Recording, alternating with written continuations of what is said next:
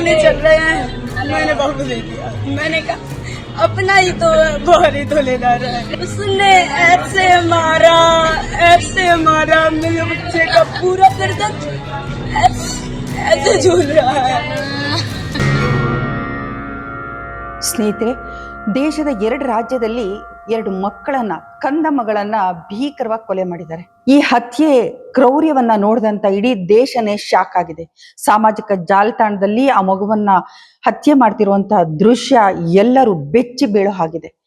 ಇದು ಎಲ್ಲಿ ನಡೆದಿದ್ದು, ಯಾಕಾಗಿ ಈ ಕೃತ್ಯವನ್ನ ಮಾಡಿದ್ದಾರೆ, ಇದೆಲ್ಲವನ್ನ ಇವತ್ತಿನ ವಿಡಿಯೋದಲ್ಲಿ ನಾನು ನಿಮ್ಗೆ ಹೇಳ್ತಾ ಇದ್ದೀನಿ. ನೀವು ನೋಡ್ತಾ ಇದ್ದೀರಾ ವಾಯ್ಸ್ ಆಫ್ ಪದ್ಮ.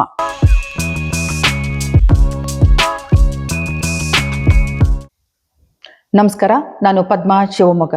ಸ್ನೇಹಿತರೆ, ಉತ್ತರ ಪ್ರದೇಶ ಮತ್ತು ಕೇರಳ 2 ರಾಜ್ಯಗಳಲ್ಲಿ ಪ್ರತ್ಯೇಕ ಘಟನೆಯಲ್ಲಿ 1.5 ವರ್ಷದ ಕಂದ ಮಗಳನ್ನ ಕ್ರೂರವಾಗಿ ಹತ್ಯೆ ಮಾಡಿದ್ದಾರೆ. ಮನೆಯವರೆನಿಸ್ಕೊಂಡವ್ರೆ, ಆತ್ಮೀಯರೇ ಈ ಕೃತ್ಯವನ್ನ ಮಾಡಿರೋದು ನಿಜವಾಗ್ಲೂ ಎದೆ ಒಡೆಯುವಂತ ವಿಚಾರ. ಆ ಮಕ್ಕಳನ್ನ ಸಾಯಿಸಿರೋ ರೀತಿ ಇದೆಯಲ್ಲ, ಅದು ಕರಳು ಕಿತ್ತು ಬರುತ್ತೆ. ಅಷ್ಟೊಂದು ಕ್ರೂರವಾಗಿ ಅವನು ಆ ಮಗುನ ಕೊಂದಿದ್ದಾನೆ. ಇದು ನಡೆದಿದ್ದು ಹೇಗೆ ಅಂತ, ಉತ್ತರ ಪ್ರದೇಶದ ಫಿರೋಜಾಬಾದ್ ನಲ್ಲಿ ರತಿ ಅಂತ ಒಬ್ಳು ಮಹಿಳೆ, ಆಕೆಗೆ ಆರವ್ ಅಂತ 1.5 ವರ್ಷದ ಒಬ್ಬ ಮಗ ಇರ್ತಾನೆ. ಗಂಡನಿಂದ ಅವಳು ದೂರ ಆಗಿರ್ತಾಳೆ, ತಂದೆ ಮನೆಯಲ್ಲಿ ತಂದೆ ಜೊತೆ ವಾಸ ಆಗಿರ್ತಾಳೆ. ಗಂಡನಿಂದ ವಿಚ್ಛೇದನ ಪಡೆಯೋದಕ್ಕಾಗಿ ಅವಳು ಕೋರ್ಟ್ಗೆ ಓಡಾಡ್ತಿರ್ತಾಳೆ. ಇವಳಿಗೆ ಈ ರೀತಿಯ ಎಲ್ಲಾ ಕೆಲಸಗಳಿಗೆ ಸಹಾಯ ಮಾಡೋದಕ್ಕೆ ಅಂತ ಒಬ್ಬ ಪರಿಚಯಸ್ಥ ಇರ್ತಾನೆ. ಅವನು ವಿರಾಜ್ ಅಂತೇಳಿ, ಅಲಿಯಾಸ್ ಜಿತೇಂದ್ರ ಪಾಠಕ್ ಅಂತ. ಅವತ್ತು ಯಾವತ್ತಿನ ತರನೇ ಅವನು ಆ ಮಗುನ ಎತ್ಕೊಂಡು ನಾನು ತಿಂಡಿ ಕೊಡಿಸ್ಕೊಂಡು ಕರ್ಕೊಂಡ್ ಬರ್ತೀನಿ ಅಂತೇಳಿ ಹೊರಗಡೆ ಬರ್ತಾನೆ.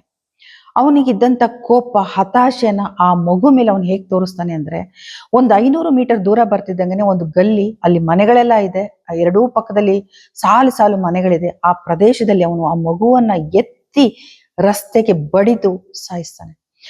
ಮೊದಲು 2 ಸಾರಿ ಎತ್ತಿ ಎಸ್ದಾಗ ಆ ಮಗು ಮಿಸ್ಕಾಡತ್ತೆ, ಅಳುತ್ತೆ. ಆದ್ರೆ ಪದೇ ಪದೇ ಅವನು ಎತ್ತಿ ಎತ್ತಿ ಅದನ್ನ ಒಂದು ಕುಂಬಳಕಾಯಿನ ರಸ್ತೆನಲ್ಲಿ ಹೊಡಿತಾರಲ್ಲ, ಆ ತರ ಬಿರುಸಾಗಿ ಎತ್ತಿ ರಸ್ತೆಗೆ ಕುಕ್ತಾನೆ, ಎಸಿತಾನೆ. ಆ ಮಗು ನಿಶ್ಚಲವಾಗಿ ಹೋಗ್ಬಿಡುತ್ತೆ. ಅವನಿಗಷ್ಟಕ್ಕೆ ಸಮಾಧಾನ ಆಗಲ್ಲ. ಸುಮಾರು 8 ಬಾರಿ ಆ ಮಗುನ ರಸ್ತೆನಲ್ಲಿ ಎತ್ತಿ ಎಸಿತಾನೆ, ಕುಕ್ಕಿದಾನೆ. ಈ ವಿಡಿಯೋ ಈಗ ಸೋಷಿಯಲ್ ಮೀಡಿಯಾದಲ್ಲಿ, ಸಾಮಾಜಿಕ ಜಾಲತಾಣದಲ್ಲಿ ವೈರಲ್ ಆಗ್ತಾ ಇದೆ.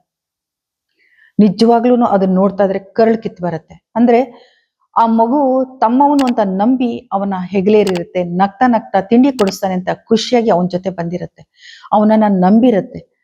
ಆ ಮಗು ಅವನಿಗೆ ಮಾಡಿದ್ದಾದ್ರೂ ಏನು.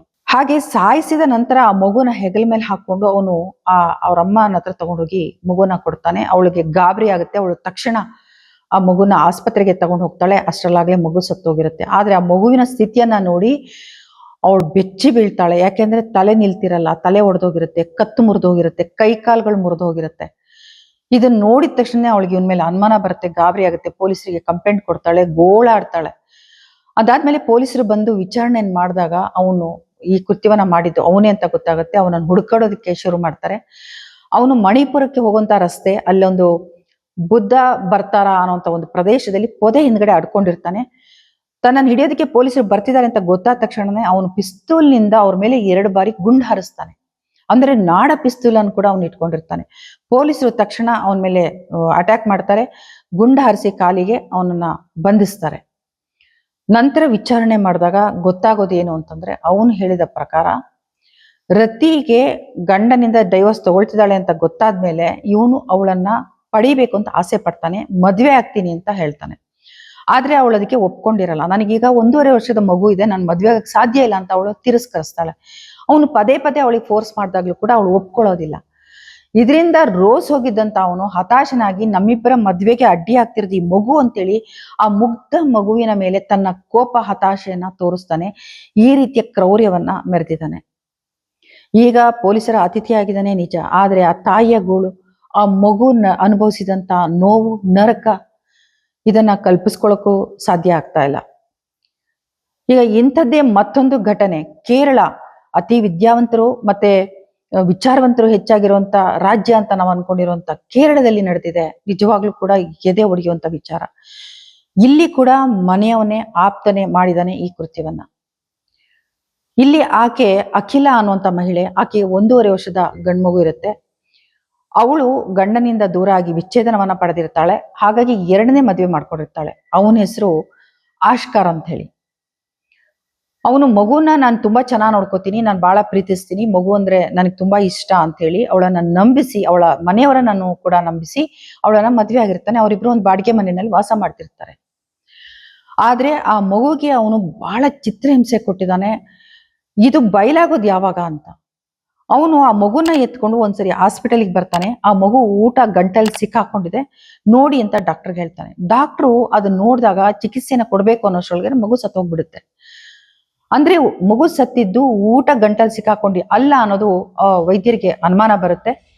ನೋಡಿದಾಗ ಮೈ ಮೇಲೆ ಸುಮಾರು 51 ಗಾಯಗಳು, ಇಂಜುರೀಸ್ ಆಗಿರುತ್ತೆ. ಕೈ ಮೂಳೆ ಮುರಿದಿರುತ್ತೆ, ಕತ್ತಿನ ಹತ್ರ ಗಾಯ ಆಗಿರುತ್ತೆ. ಅಷ್ಟೇ ಸಾಲದು ಅಂತ ಆ ಮಗುವಿನ ಕಾಲಿನ ಮೇಲೆ, ಪುಟ್ಟ ಕಾಲುಗಳ ಮೇಲೆ ಅವನು ಸಿಗರೇಟ್ ಇಂದ ಸುಟ್ಟಿರ್ತಾನೆ. ಇದನ್ನ ನೋಡಿದ ತಕ್ಷಣ ಅವರು ಪೊಲೀಸರಿಗೆ ದೂರನ್ನ ಕೊಡ್ತಾರೆ. ಪೊಲೀಸರು ಬರ್ತಾರೆ, ಪೊಲೀಸರು ವಿಚಾರಣೆನ ಶುರು ಮಾಡ್ತಾರೆ. ಆಗ ಆ ಮಗುವಿನ ತಾಯಿ ಅಖಿಲ, ಅವಳ ಅಮ್ಮ ಅವರು ಗಮನಿಸ್ತಾರೆ. ಅವ್ರು ಹೇಳ್ತಾರೆ, ಪೊಲೀಸಿಗೆ ದೂರು ಕೊಡ್ತಾರೆ. ಏನು ಅಂತಂದ್ರೆ ಅವರು ಆ ಅಖಿಲ ಮನೆ ಮಾಡ್ಕೊಂಡು ಏನಿರ್ತಾರೆ ಅವರ ಮನೆ ಹತ್ರದಲ್ಲೇ ಅವ್ರ ಅಮ್ಮನೂ ಕೂಡ ಮನೆ ಮಾಡ್ಕೊಂಡಿರ್ತಾರೆ. ಆಕೆಗೆ ಮದ್ವೆ ಆಗೋವರ್ಗುನು ಅವ್ರ ಮಗುನ ತಮ್ಮ ಹತ್ರನೇ ಇಟ್ಕೊಂಡು ನೋಡ್ಕೊಂಡಿರ್ತಾರೆ. ಅವ್ರು ಕೆಲ್ಸಕ್ಕೆ ಹೋಗೋದ್ರಿಂದ ಬೆಳಿಗ್ಗೆ ಹೋದ್ರೆ ರಾತ್ರಿ ಬರೋ ತಡವಾಗುತ್ತೆ, ಮಗುನ ನೋಡ್ಕೊಳಕ್ ಆಗೋದಿಲ್ಲ ಅಂತ ಇವ್ರಿಗೆ ನೀವೇ ನೋಡ್ಕೊಳ್ಳಿ ಅಂತ ಮಗುನ ಒಪ್ಸಿರ್ತಾರೆ. ಆಗಾಗ ಮಗುನ ನೋಡ್ಕೊಳ್ತಿರ್ತಾರೆ. ಮನೆ ಹತ್ರನೇ ಇರೋದ್ರಿಂದ ಮಗು ಅವ್ರ ಕಣ್ಣಿಗೆ ಯಾವಾಗ್ಲೂ ಬೀಳ್ತಿರುತ್ತೆ. ಆದ್ರೆ ಆ ಮಗುವಿಗೆ ಮೊದಲು ನೋಡಿದಾಗ ಯಾವುದೇ ರೀತಿ ಗಾಯ ಇರೋದಿಲ್ಲ. ಆದ್ರೆ ಇನ್ನೊಂದ್ಸರಿ ನೋಡಿದಾಗ 2 ಕೈಗೆ ಪ್ಲಾಸ್ಟರ್ ಹಾಕಿರ್ತಾರೆ. ಕೈ ಮೂಳೆ ಮುರಿದ್ರೆ ಪ್ಲಾಸ್ಟರ್ ಹಾಕ್ತಾರೆ. ಈಗ ಮಗು ಕೆಳಗಡೆ ಬಿದ್ದು ಗಾಯ ಮಾಡ್ಕೊಂಡಿದೆ ಅನ್ನೋದಾದ್ರೆ ಒಂದ್ ಕೈಗೆ ಏಟಾಗಿರ್ಬೋದು, ಆದ್ರೆ 2 ಕೈ ಹೇಗೆ ಮೂಳೆ ಮುರಿಯಕ್ ಸಾಧ್ಯ ಅಂತ ಅವ್ರಿಗೆ ಅನುಮಾನ ಬಂದಿರುತ್ತೆ. ಇದಾದ ಮೇಲೆ ಈಗ ಮಗುವಿನ ತಪಾಸಣೆ ಮಾಡಿದಾಗ ಇಷ್ಟೆಲ್ಲ ಗಾಯ ಆಗಿದೆ ಅಂತ ಗೊತ್ತಾದಾಗ ಅವರು ಇನ್ನೊಂದು ವಿಚಾರ ಹೇಳ್ತಾರೆ. ಅವನನ್ನ ನೋಡಿದ್ರೆ ಆ ಮಗು ಕಿಟಾರ್ ಅಂತ ಕಿರ್ಚ್ಕೊಳ್ತಾ ಇತ್ತು, ಅಳ್ತಾ ಇತ್ತು, ಹತ್ರ ಹೋಗ್ತಿರ್ಲಿಲ್ಲ ಅಂತ. ಅಂದ್ರೆ ಆ ಮಗುವಿಗೆ ಅವನು ಎಷ್ಟು ಚಿತ್ರ ಹಿಂಸೆನ ಕೊಟ್ಟಿರ್ಬೋದು. ಪ್ರತಿ ದಿನ ಹಿಂಸೆನ ಕೊಟ್ಟಿರ್ತಾನೆ. ಕೊನೆಗೆ ಅವನ್ ಮಾನಸಿಕ ಹಿಂಸೆನೂ ಕೂಡ ಮನೆಯಲ್ಲಿ ಹೆಂಡತಿಗೂ ಕೊಟ್ಟಿರ್ತಾನೆ, ಮತ್ತೆ ಸುತ್ತ ತನ್ನ ಸಂಬಂಧಿಕರು ಮನೆಯವ್ರಿಗೂ ಕೂಡ ಅವನು ಚಿತ್ರಹಿಂಸೆ ಕೊಡ್ತಿದ್ದಾನೆ ಅನ್ನೋದು ವರದಿ ಆಗ್ತಾ ಇದೆ. ಇದಾದ ನಂತರ ಅವತ್ತು ಅವನು ಆ ಮಗುವಿನ ಜೊತೆ ಒಬ್ನೇ ಮನೆಯಲ್ಲಿ ಇರ್ತಾನೆ. ಆ ಮಗುವಿಗೆ ಸಿಗರೇಟಿನಿಂದ ಸುಟ್ಟಿರ್ತಾನೆ. ಮತ್ತೆ ಆಗ್ಲೇ ಪ್ಲಾಸ್ಟರ್ ಹಾಕಿದ್ರು ಕೂಡ ಆ ಮಗುಗೆ ಮತ್ತೆ ಹೊಡೆದಿರ್ತಾನೆ. ಆಮೇಲೆ ಬಲವಂತದಿಂದ ಅನ್ನವನ್ನ ತುರುಕಿ ಅದನ್ನ ಸಾಯಿಸೋ ಪ್ರಯತ್ನ ಕೂಡ ಮಾಡಿರ್ತಾನೆ. ಕೊನೆಗೆ ಅವನು ಅಂದ್ಕೊಂಡ ಹಾಗೆ ಮಗು ಸತ್ ಹೋಗಿರುತ್ತೆ. ಈಗ ಆತನನ್ನ ಅರೆಸ್ಟ್ ಮಾಡಿದರೆ ಪೊಲೀಸರು ವಿಚಾರಣೆಯನ್ನ ಮಾಡ್ತಿದ್ದಾರೆ. ಕಾನೂನಿಂದ ಯಾರು ತಪ್ಪಿಸ್ಕೊಳಕ್ ಸಾಧ್ಯ ಇಲ್ಲ.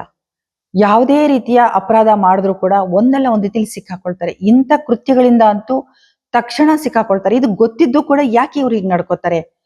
ಈ ವಿಕೃತಿಗೆ ಏನ್ ಹೇಳೋಣ? ಹಾಗಾದ್ರೆ ಇವ್ರಿಗೆ ಯಾಕಾಗಿ ಮಕ್ಕಳು ಬೇಕು?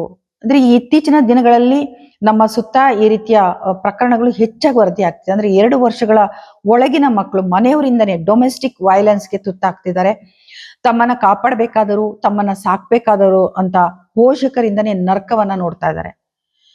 ಇವತ್ತಿನ ಸಾಮಾಜಿಕ ಸ್ಥಿತಿ ಮತ್ತು ಆರ್ಥಿಕ ಸ್ಥಿತಿ ಅವರಿಗೆ ಮಗುವನ್ನ ಸಾಕಕ್ ಸಾಧ್ಯ ಇಲ್ಲ ಅನ್ನೋದಾದ್ರೆ, ಮಗುವು ಬೇಕಾಗಿಲ್ಲ ಅನ್ನೋದಾದ್ರೆ, ಅವರ ಸಂಬಂಧಗಳಿಗೆ ಅಥವಾ ಅವರ ಜೀವನಕ್ಕೆ ಮಗು ಅಡ್ಡಿ ಆಗುತ್ತೆ ಅನ್ನೋದಾದ್ರೆ ಯಾಕಾಗಿ ಮಕ್ಕಳನ್ನ ಮಾಡ್ಕೊಳ್ತಾರೆ, ಯಾಕೆ ದುಡುಕ್ತಾರೆ ಅಂತ.